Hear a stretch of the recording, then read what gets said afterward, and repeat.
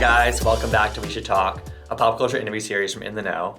I'm your host, Gibson Johns, and today on the podcast we have Taylor Hale, the winner of the most recent season of Big Brother, season 24. When Taylor won, she was also voted to be America's Favorite House Guest, which made her the first winner to ever get both those titles in the same season. And she also was the first Black woman to ever win a non-celebrity edition of Big Brother US. Crazy. And I just love Taylor. I was in her corner from the beginning of this season. She was treated really badly at the beginning. It was hard to watch. But the arc that she has had on this show, from being ostracized by all the women on the show to winning the show, is one of the best that I can remember in recent memory of reality competition series. Her speech at the end made me cry. It goes down in history. It's iconic. So it was amazing to get some time with her. She has such large support in her corner, and I'm so curious about what she's going to do next and how she's going to capitalize on that support. And she's doing a great job of it now, and she's in a relationship with Joseph from the show, as you probably know if you're watching this.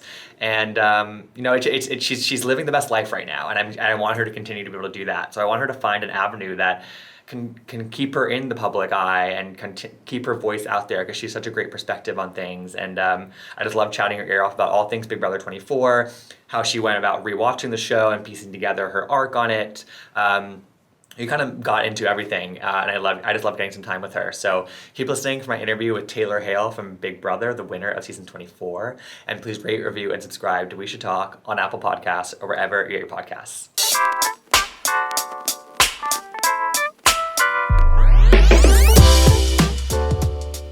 All right, so we are here with Taylor Hale, winner of Big Brother 24. Taylor, you're an icon among us. How are you? I am good. I'm still getting used to being called an icon, but I think I can embrace it over time. I think it'll fit. I'm not worried about you leaning into that. I think you know it. I appreciate that. Thanks for having me. Of course. Where are you calling in from? No one's asking me that anymore. I've been all over the place, so I feel like it changes day to day. But I'm back at home. I'm in Michigan. I'm at my mom's place. And actually, I'm going to be looking at apartments right after we wrap this call. So, oh my God, amazing! And what is the poster collage happening behind you? I'm seeing some model shots or something. Okay, so this was actually the vision board that I made before I won my Miss Michigan USA title. So you've got my meal plan, you've got a crown on here, some modeling agencies that I wanted to get signed to, and now I'm literally repped by one of the agencies on here. My personal styling brand is on here. I won the crown, so it's funny what you can manifest when you don't even know what's coming next. Totally, that's amazing. So I want to kick it off because you are in Michigan. I went to University of Michigan, and you went to GW, and I'm from DC. So we're kind of trading places. Stop it. Where in DC are you from? I grew up in Georgetown, so right near GW. Oh my God. Yeah, so we've been in the same location. So it's Fast. What year did you graduate? Now I'm getting real nosy. 2015 from Michigan. Okay. So we would just have been 30. Time. Yes. Look, a smooth 24. Are you kidding me? It. Oh my God, thank you. Drop the skincare routine. What? It's the ring light that I have sitting in front of me right now. Fair. When you do interviews and you are kind of out and about, you've been out and about since you won Big Brother 24. There's two titles that get attached to you because you made history in two different ways. One is that you won the show and you also won America's Favorite House Guest, and then you're also the first Black woman to ever win a non-celebrity edition of the US Big Brother show. And I'm wondering where you're. But where do you sit with those two titles? Are those two things you're gonna just feel really kind of top of mind for kind of the rest of time? Do you feel like you want to just be known as a winner? Where do you sit with those two things? Because I feel like they're important and and you should wear them with honor. But I'm curious, it must be kind of an interesting mental thing. It is. It definitely is. It's one of those things where I know, as a Black woman, no matter what I do, no matter what I accomplish, there are going to be a subset of people that say, oh, well, it was handed to her because she's Black, or she got sympathy because she's Black, or, oh, PC awareness, oh no. Yeah. So as much as I know that's not the truth, as much as the viewers, the majority know that's not the truth, it does help to also say, no, I also won the game. And I won the hearts of America because they saw not only what I experienced, they also saw the way that I use my social strategy to maneuver and win out in the end. I get asked so many times, are you your race or are you your gender? Are you your accomplishments or are you your gender and race and what contributed to? I am all three at the same time. I am my accomplishments, I am my race, I am my gender. And there are always going to be people who want me to separate myself from one thing or another to make themselves feel comfortable. Mm-hmm. And if there's anything we've learned from the season, it's to just exist fully as you are and force people to understand that their preconceived notions and assumptions about you are doing a disservice and being detrimental overall, because I went in as I am, good, bad, and ugly. And I ended up victorious because I refused to change myself for the benefit of others. So when we talk about the impact of the game, when we talk about my win, I want all those three notions to be in conversation because they don't exist without the other. Totally. Yeah, I mean, that's a perfect answer. And I had this woman named Britt Stewart on recently, and she became the first Black woman to be a pro dancer on Dancing with the Stars a couple of seasons ago. And it took like 30 seasons for that show to have a Black woman as a pro dancer. And we talked about sort of the push and pull for her of like owning that amazing title that she wears as a badge of honor, but also just being like, why did it take so long? And also like, but also I'm just a pro dancer on the show. And so there's it's all of that. And I think what you just spoke about kind of gets into a lot of that. But I'm glad a lot of these shows are finally starting to like make these changes, because I mean the CBS diversity pledge they made several years ago like has resulted in 2 amazing seasons of Big Brother. And like I think that's just a testament to it should have happened earlier. You know what I mean? Exactly. And I think also it's a testament to why programs like this should exist. Who are we Yes. without the assistance that we need? We can go all the way to affirmative action. If we take that away, we're literally taking away women and people of color from getting the opportunities they have to break further barriers. When we initiate these initiatives, it gives more space and actually reinforces equality instead of it does level the playing field, where some people think that it's giving an unfair advantage. Like, no, we are just leveling the playing field, and look at the results when we do. It's exciting. Yeah, totally. So I've been watching Big Brother since season 1, but I'm not like a feed watcher. I'm like I watch in real time. I watch the episodes. I click on the hashtag, but I'm not like a big like I don't do the live feeds. It's 3 episodes is enough time like in a week for me. So, you know what I mean? But I'm a proud Hale raiser. Like I tweeted at the beginning of the season when you were being ostracized by all the women in the cast, and I was like, this cast is like one of the worst ever. Like I just can't. I couldn't. It was so hard to watch for early on, honestly, and it felt like the people standing by watching what was happening and not saying anything were just almost just as bad in my mind. And but then when the sort of turnaround happened, I was like, oh, this is one of the best seasons ever. And like I'm curious if like you've been able, since watching things back and whatnot and catching up on everything, have you been able to sort of piece together some of that arc and like some of like how that all kind of came to be from a viewer's perspective? Yes, I think it's really interesting from your perspective, especially as someone who just watches the show. Mm-hmm. I always say, now that I'm going back and watching the show and catching up on live feeds, you watch the show if you want to see a game show. You watch the live feeds if you want to see strategy. And it took me a while to not be frustrated with that. A lot of times you want to see strategy because it explains why people Yeah. go on the block. The game of Big Brother is up to 90 days. If it were just a game show, it would be a week or a month, right? Mm-hmm. So you're missing a lot when you're not watching the live feeds, but I understand why they dwindle it down to a game show. I do. Yes. Now, when it comes to understanding the arc, those first 3 weeks in the house they were brutal and vicious. And that was my experience, having not even known all the other things that were said about me in other rooms. Going back to watch the feeds has been it's been a lot of work. It's been a lot of work in therapy as well. Yeah. And while I have made amends with many of the people who eventually turned around and saw the light, going to see how difficult it was, I don't know how anybody had the stomach to watch it either. It's really hard to experience. But I give a lot of credit to Joseph and Kyle for being level-headed and being good human beings, and seeing that the way I was treated, pulling me into an alliance would not have happened if I didn't work on my personal social relationships with them as well. They needed to have something to counteract the balance of she's evil with, wait, no, I had conversations with her. That's not the person that I've been told exists in this house. So with their strategy that they were able to have because of their connections in the house and my refusal to give up on that connection that I've been building with them, they both said, no, let's pull her in. And really that's where the arc was. Yeah. Around the 3rd week of the game. It's been interesting seeing when people's backs are against the wall. It's interesting seeing who people become when they're put under different circumstances. But I'm really grateful for my friendship that I built with Kyle and Joseph at that time. A lot of people want to credit to just them pulling me in, but no, I had some agency because I refused to give up. Yeah, it's a two-way street there. Yeah, exactly. They weren't just going to pull you in if they had no relationship with you. And so exactly, 100%. What is the process? Like okay, you get out of the house and you've just won the show. Like, do you watch the episodes first? Like, or do you just click on the BB24 hashtag and see what's there? Like, what is that process for you? Because there's so much there. Like literally there's like 24 hours of 24/7 feeds. Yes.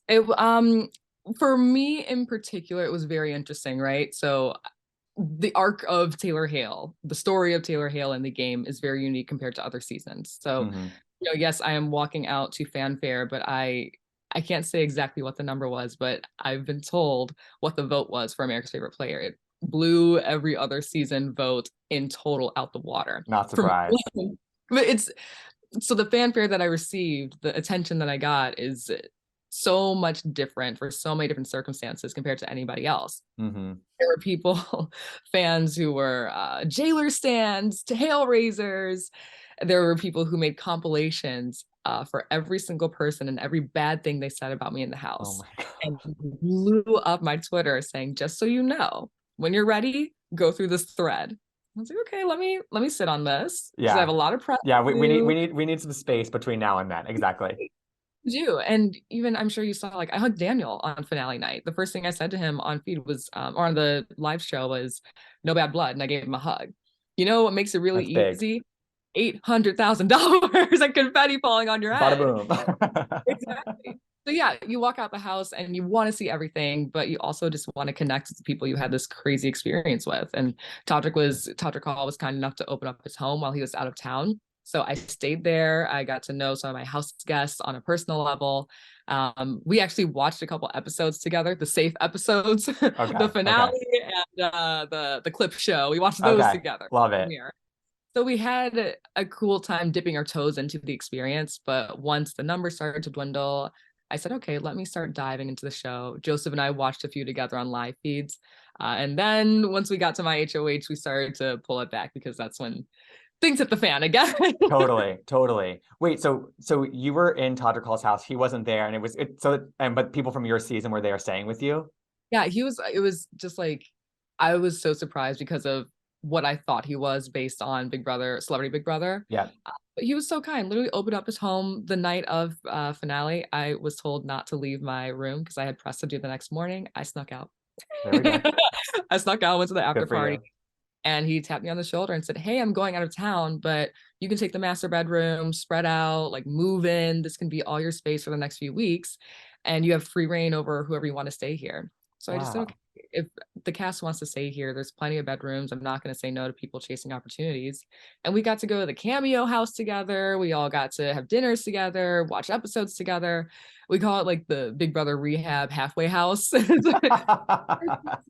Conversations and hashing out that happens there. And then we all get to do things together. It's a weird, unique experience living with all these crazy people for up to 90 days. You don't want to let go of that because I think we all would have been mentally kind of screwy. Yeah.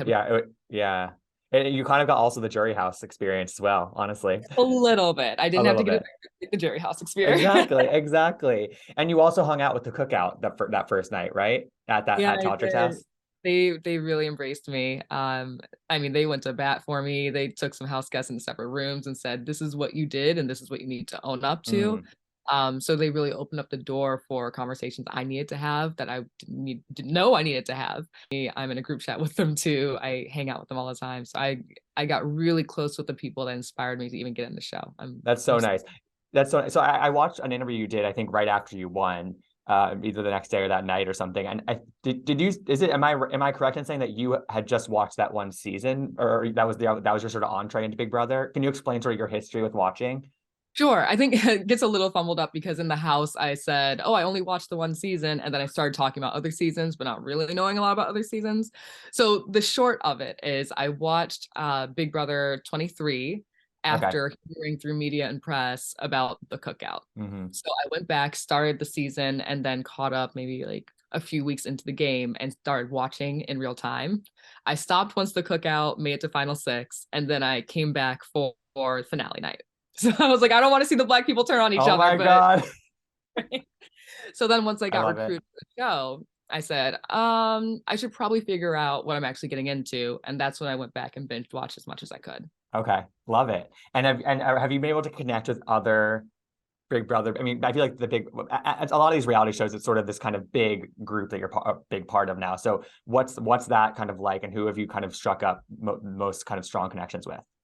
Ooh, I could go through my texts right now and see who I Honestly, just. though, yeah, who's at the top of that list? I've been DMing Aiko Wong recently. Okay, I would say Hannah Chowda I'm probably like the absolute closest with from love prep her. season. Marcellus and I talk all the time. Big D checks in all the time. Kat Dunn, fellow pageant girl. I'm literally just looking through my messages. Azza. Uh, Amazing. and then from my season, of course, Brittany, obviously Joseph and Michael as well, and Turner. Or I've really been embraced by the community, which I didn't think I would be because, Hmm. pretty pageant girl plopped into the Big Brother world. We know how the model beauty queen archetype plays out or is supposed to play out in this game. So to really have people embrace me as a person, me, my game, and the experience I had, it means a lot. But I think that's another thing that you did, Taylor, is that you sort of broke that archetype down a little bit too. I think that, I really do think that. I think that I think you did call attention to that in one of the episodes they played a moment, I feel like, where you talked about that. And like everyone did fall in love with you watching the show. And so I think that that really helps strip that stereotype down a little bit. Yeah, I hope so. But I know the next beauty queen's probably going to be scared walking into the house. She's like, I cannot say it. Target on my back. Well, you also, when you competed in Miss USA, you got Miss Congeniality, which to me, like, I mean, as somebody who grew up watching the movie Miss Congeniality, like, I would always think that like that, you'd almost want that just as much, right? So you would think so. That's why I tried to keep it a secret. I thought people would be like, oh, she's friendly, she'll make friends, and everyone's gonna want to work with her. But it really ended up being my like get out of jail free card. Like, no, I swear I'm nice. I swear I'm Right, nice. right. People voted for me, 51 girl. Oh my gosh. Oh my God, I love it. So switching gears, you were on Watch What Happens Live recently. You were a bartender. Mia from Potomac was there. Renee Rapp was there. I'm a big Bravo guy. And Yeah. you said that you know some of the Potomac ladies, and you kind of go. Can you explain? Can you go dig deeper on that and tell me what that meant? Because I love the Potomac's my favorite one right now, so I need to know. First of all, you have taste. Potomac is amazing. From the first season, I don't Yeah, even care. People I love completely agree. it's if you are sleeping on Potomac, You're let's doing it talk about wrong. racism. Anyway, so but so I obviously you being from DC, I went to school in DC. My first pageant was Miss DC USA. And competing in Miss DC USA, there's only about like 20 girls that compete. The eligibility requirements to actually hold the DC title are very strict. For those who don't know, DC is in the middle of Maryland and Virginia. So they call the area the DMV. Hmm. There are many people who work in DC that actually live in Virginia or Maryland. So actually having eligibility to compete, you have to live in DC, which takes away the pool of Maryland and A Virginia. lot, yeah, by a lot. So it's a very tight-knit community, the pageant world. And when I competed in Miss DC USA, only one time, the network of women that I got to know from that one time I competed is so tight-knit, strong. I mean, you've got the girl who I competed against my first pageant went on to win Miss USA. Wow. Like, I lost to Miss USA. Like, sounds Hey, good to me. that's saying something. Yeah. The girl from that made the 30 under 30 list for Forbes, like really, really strong people. In that network was also Candace, who I got to know really well from that community. And by extension, I got to know Ashley. I think if I walked in front of Ashley, she wouldn't recognize me, especially pre Big Brother. But we've been in the same circles every here and now and then. So Oh my God, I I'm love that. very, very, very invested in Potomac because I've had a personal tie to it from the jump. That just I love everything about that. Wait, are you a big Bravo? Like, do you watch other Bravo shows? Are you a Housewives girl? Like, tell me about your relationship with those shows. I had an era where I was super strong into Housewives. Like I was ride or die Housewives girls, the OG Jersey Oh, Housewives. okay. And I loved it before they got into all the family drama when it Uh-huh. was them against what was that crazy girl's name? Danielle. Oh yeah. Prime time television. That is artwork right there. I love the Beverly Hills Housewives. I just love like real rich people drama. That's fun. Yes, Fun for me. totally. I don't have to think about things with that. Uh-huh. Uh, Funnily enough, my old neighbor is now on Summer House. Who is it? Oh man, y'all gonna kill me for this one. The one that bakes. Oh, Maya. That's her Oh my name, God, right? no, I love Maya. Maya. Yeah, Maya was there. She did her first season last year. She's great. She's yeah, amazing. yeah. Her dogs used to run up and down the hall all the time, and I'd be like, "Oh, let me see them." What a funny connection there. It's like both ended up on reality TV. I love it. Yeah, insane, insane. But the building we lived in DC, we would all say that that place needs its own reality show. If any of you hear about One Hill South in DC, that place needs its own reality show. I'm looking it up. I'm writing that down.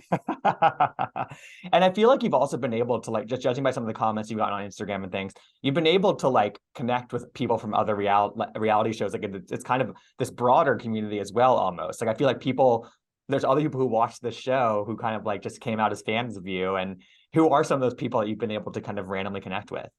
That's really funny because I thought that people in reality TV would be big gatekeepers based Right. on the worlds that they're in. Like I thought that the Bravo girlies would be Bravo or die. I thought the CBS girlies would be CBS or die. Drag Race was its own totally separate world. Then you have the Bachelor people who like people look at them like they're the highest of the pinnacle. I was ready for high school type games with all of Right. this.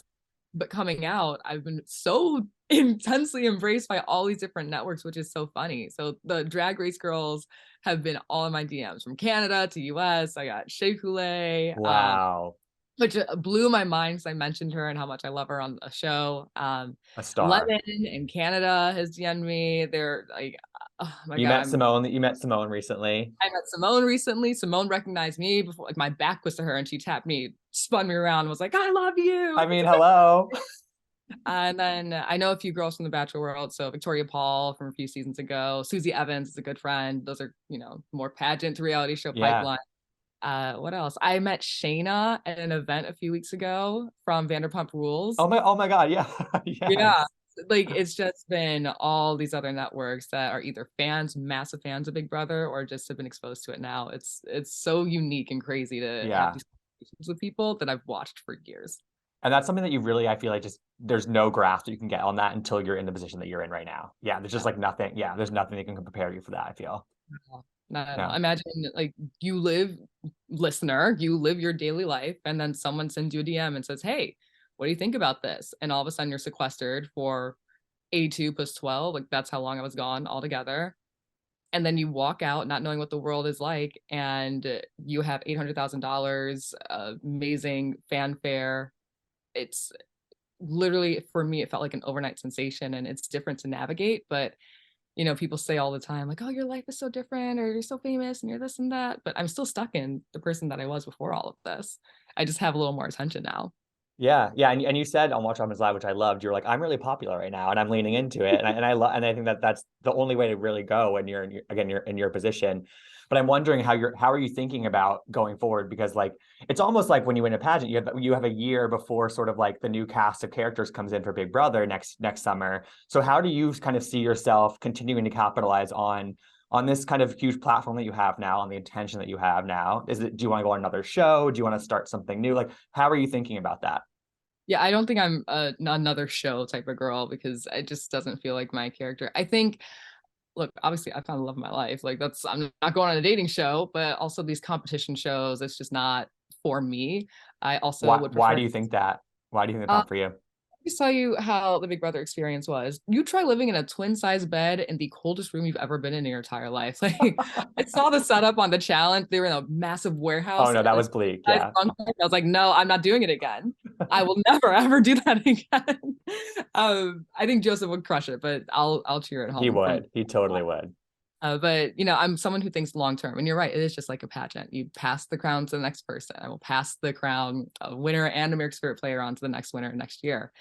But for me, I know this life looks so glamorous and fabulous, but these events that you go to, these activations and all these things you get invited to, they're not just pretty things that you show up to. They're networking events in the same way that you would go to a happy hour after your club in college, or you would go to an event when you're an intern. The job is to be there to make connections, to better yourself. So my personal goal is to walk away having made 3 new connections at every one of these events, so I can eventually have full ownership over my own entertainment news career. So I can have better ownership and editing over my own YouTube channel. I really do want to start my own podcast. Like these are things that I want to do to get my voice and presence out there. I think a lot of people, women specifically, in this world of pursuing fame, attention, right? We get a lot of heat. But how is this any different from what we do in the corporate world? We make connections, we network so we can climb the corporate ladder. I think this is just a different version of what that ladder can look like. And there's a lot more money in this world too. So, like, I'm all for women bettering themselves, and, we can take the heat. But at the end of the day, if the bank account is bigger, then I have no complaints. Totally. No, you're right. It's very similar, but the difference is that it's just public. So it's just, it can be scrutinized more than it would be otherwise. But so for you for you like you being like more of a personality type person, and that's sort of what you want to be. Because I think that you're obviously there's a reason why people loved you on the show. Like it's your personality, and for you to be able to put that out there in a new way, I think is the smartest thing you can probably do. Yeah, it's what I want. And yeah. I hope to do it in a way where I can encourage people to just be genuine. I'm so afraid of getting stuck in this kindness box, this nice box, because you have so much farther to fall, right? And now miscongeniality, I want America's favorite player. Like, the spotlight is so much bigger, and I can handle it. But there is going to be a time where I misstep, or I say something wrong way, or maybe the stress of Big Brother is finally going to break my back and I'll snap on somebody. And I know there's going to be a time, I hope not, but I know it'll come where someone say, oh, she's exactly who everybody saw the first few weeks in the house. It's like, no, I'm just a human being. Yeah, so, exactly. There's a level of like perfection that people expect from public personas, especially celebrities and reality stars and things these days. And I think that it's a tough balance, because you don't want to be watching like bad people, but I don't want to be watching perfect people. I want people to make mistakes, and then you learn from those, and that creates the best TV anyway. So it is that weird balance. You're right. It's a very weird balance, but again, I think part of just who I am and the person that I want to bring into the public light is a full-fledged, well-rounded human being, where I make mistakes and I own that, or I do the wrong thing and I own that, and I show people how they can grow and be a better person too. Like, I don't really want to be relatable. I don't know if I think people try too hard these days to be relatable. Mm-hmm. I still want people to look at me and learn lessons from me and be inspired by me in different ways. Yeah, totally. I think that's great. And I think that also what is nice for you is that you did find the love of your life, Joseph, and it's where we have Jailer, but you have somebody to go through all this together with. And I think that is like, a lot of people can't say that about being thrown into this. And does the idea of him being around and going through this with you kind of help any of that kind of questioning or anxiety? It does, but I've been very intentional about making sure it's not his responsibility. Right. So easy coming out of these shows to find a way to trauma bond with the people you've been around. And for me, pursuing a relationship with Joseph, the most important thing for me was making sure that we had longevity, that we were going to make it all the way to the end and then some. And if we came out the Big Brother house and jumped to a relationship without seeing a therapist, without having serious conversations, that our relationship would have crumbled by now. Especially with the heat that I've gotten. It's a lot of love, but I get a lot of heat too, for some fair and some unfair reasons.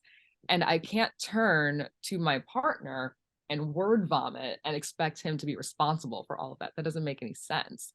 So I'd rather talk to a therapist to work through it. But of course, as my life partner, he's going to be someone that I'm going to share this with, so he knows what I'm walking through. But I don't give him my boulders and he doesn't give me his boulders. It's a really nice dynamic that we've worked out. That's really nice. And you're still long distance? Is that what you guys are right now still? Yeah. I mean, look, I've lived at home for about a year and a half, almost 2 years now. Same for him, or he's been living at home before Big Brother house. Mm-hmm. Look, there is no shortage of time that I'm going to have in my life with Joseph. Yes. And y'all know, I'm a hermit. I am an introvert. Like, I want my own space again. Like I said, I'm looking for my own apartment in Michigan. It's going to be a crash pad because you know how much I travel after all of this. So yes, we are going to be long distance, but we both need to live separately in our own spaces before we get together anyway, too. I think that's so smart. And you also there probably is a pressure from, I don't know, viewers, people, fans of both of you who are like you guys should be in the same place, or like there's a pressure to like kind of keep it moving, almost like after a Bachelor show, how there's so much pressure to like keep it going. And it's like, no, let's pump the brakes. We've known each other for 3 months. Literally. I mean, and we're coming up on our 1 month tomorrow. That's so exciting. But you tell me, like, have you moved in with oh, maybe you have. I don't know. But have you moved in? I know. It'll take me some time to move in with anybody. Yeah, even like after 1 month, are we immediately saying, okay, like let's move in right now? Huh? Yeah. I've seen studies that show that it's such a step in a relationship that if you don't have the real conversation about what moving in together, what living together means for the relationship, then you're going to break up. I don't have the sources, but they're out there, I know. But moving in as a matter of convenience, as a matter of price, those are factors that will end the relationship. Moving in because you're recognizing it is a next step for growth, for progress in your relationship, bodes well. Oh, someone's calling me. I don't want to talk to you. Oh, it's Joseph. I do want to talk to you. Not right. He's got like ESP. We always do this. I interrupt him and he interrupts me all That's the time. amazing. Good timing. So anyway, yes, eventually we will move in, but not after a month, y'all. Come on. No, people need to chill. People need to chill out, honestly. And you guys also were just on Julie Chen's show. She has another show that she does. And I'm curious, like, how much time did you, or if any, do you get with Julie? Like, did you have a moment with her, like one-on-one ever, like in your time in the Big Brother experience? Ooh, okay. I'm glad After? you brother experience. So the only time I really thought that you would get more time with Julie, or maybe like she would pipe in before a show and say, "Hey, house guys, really excited," or whatever. No, you only see Julie Chen if you get evicted and you walk out the door and you get an interview with her. So the only time that I got to even meet Julie was, like, I guess you could say, when I walked into the Big Brother house on move-in day and when I walked out of the house. But even then, this was a unique situation. I don't think anyone's really talked about this. So we had a live audience for the first time since COVID happened. But in order to maintain the live audience from jury on finale night, to bring the jury back, they had to transform the backyard and keep the jury sequestered but separate from the audience for COVID protocol. So Julie remained hosting the show in the front of the house in the studio, like Right. see. And that's why people were so confused. Like, why are they in the backyard? What's happening? There's an audience there. Why didn't they just do it in front of the audience again? Still COVID protocol. They separated the audience from the jury. So it's a long-winded way to get there. So I walk to the backyard. That is when the show wraps, when I get to meet Julie. She comes back in after all the confetti falls, after she announces America's favorite house guest. And we did photos together. And so all the photos where I'm holding my keys and I'm like, "Ooh, peace, go Julie, what's up?" That's the only time I met her. And I told her, "I'm so mad I never got an interview with you." I was like, "I won the game and I never get an interview with you. Put me on God 101 right now." For those of you who don't know, she has a podcast called God 101. And I said, "Put me on right now. I want to be on the show." Literally, I'm being like yanked away by my handler. And I'm like, "Julie, I want to be on God 101." And luckily they exchanged She pulled information. through. They pulled through. Yeah. He pulled So that through. that was your first moment with Julie, really, Yeah. which is on her Yeah. show. That's Yeah, crazy. exactly. And she's so great. People call her Chen Bod because I guess she's robotic. And you host a show for so many years. You know your beats, you know your turns. Miss Julie loves a little T-point stance. I'll give her that. Yes, I know. I love it. I love when you have the moments that like you can come back to every season. It's like she's gonna do the butt first. She's gonna do Yes, the yes. T stance. Yes, Exactly. yes. I love it. But when even when we hang up on the phone calls, she has such a robust personality that I never saw or was aware of. So it's really cool getting to build that relationship with her. She's great and we still keep in touch. Oh my God, that's so fun. That's great. Well, Taylor, this has been really fun. Like I'd really your arc on Big Brother, and we talked a lot about it at the beginning, but that I can't remember in recent memory a better arc on a show like that. And I think that sometimes the competition aspect of it can kind of like overshadow the people in the house and whatever. And but you are testament to a moment where that did not happen. And I think that I don't know. Actually, it's really hard to put into words sort of like what your experience was on Big Brother and what it was like to watch it. But I felt so like just grateful to be able to watch that, and I cried watching your speech. And so I just want to commend you on like everything that you've did in that house, have done since then. And it's been fun to watch you succeed, and it's been great. Well, thank you. And I hope that moving forward with the game, we can see less game show. It doesn't have to be strategy, but like I said, it's a up to 90-day game. I want to see more human moments. I want to see more personal connection moments and dynamics that happen. I think my experience in this game will show the larger impact that will have on the game show aspect and really bring a more holistic approach to everything. So thank you for all your support and the way that you um, reimagined the show through my eyes. That means everything. Oh, of course. Well, I hope that we get to see that podcast soon. I can't wait to see what you're doing next, as people deserve to keep hearing your voice and seeing your face. So I'm in your corner, Taylor, and I can't wait to see what you have up your sleeve. Okay, great. Well, you better be a guest on my podcast when I eventually Hey, figure it the DMs are open. We follow each other on Twitter, so there we go. There it is. That's all that matters. That's where I get really unhinged. So if you want to see the real tea, Listen, you're telling me. Oh my God, well, Taylor, this is so much fun. Thanks for coming on. Thanks for having me. You're Yeah. awesome. Bye.